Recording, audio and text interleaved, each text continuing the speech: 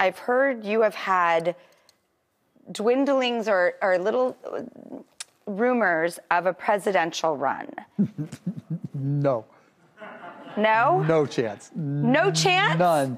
None. How could you put your kids through that? I could never put my children through all the grief that happens in a political campaign. Just not going to happen, no. I actually considered it at one point, and we had a family vote. We did have a family vote. So I'm not crazy. Well... I mean, I know I am, but you thought about it. There's 5 in our family, and the vote was 4-1 I was the only yes. And so, yeah, I mean, the family doesn't agree, it just can't happen. I totally appreciate that. That's why you'd make such a great president. Okay, well, now, I was curious. I was watching Inventing Anna. Oh, I love that show. It's just insane.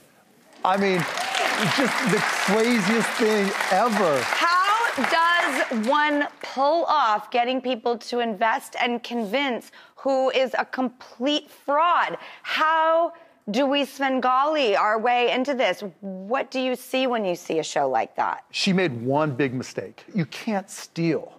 That's the one thing you can't do. You can fake it till you make it, but when she was ripping off the hotels, when she would refuse to pay back the credit card for her friend, if she had not done that, she would have ended up being in a great spot.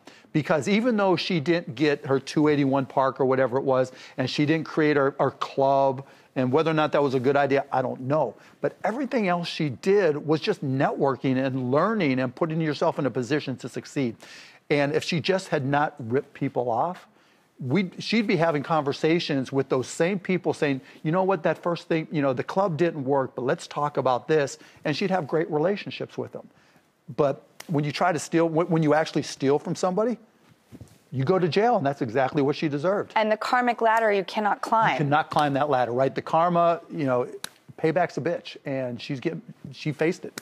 Well, I mean, you are a favorite shark. Everybody loves you on that show. It's so fun to watch you. You learn, you get excited.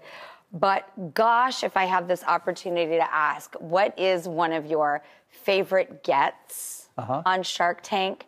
And what is the one that got away? The one that got away was, oh my goodness, spike ball. People on the beach are always playing and throwing on. It's great exercise. And they wanted to create a league, a spike ball league, and have me be the commissioner. I did not want to be the commissioner of the spike ball league. So that one got away, and they just blew up. One that I got that I'm really proud of was a company called Cycloramic.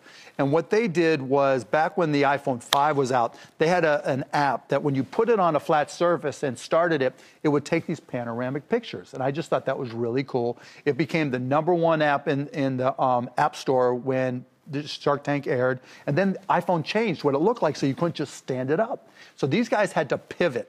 And they pivoted into something called computer vision software, and they turned into this huge, enormous success.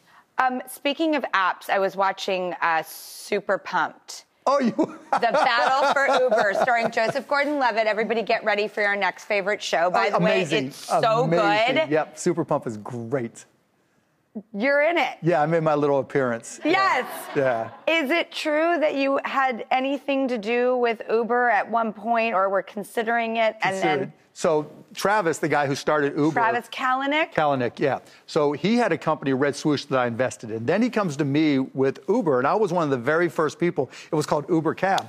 And Travis and I had this love-hate relationship. And so I'm like, Travis, I love the idea, but you're going to have all these problems, da-da-da-da-da. You're not raising enough money, da-da-da-da-da.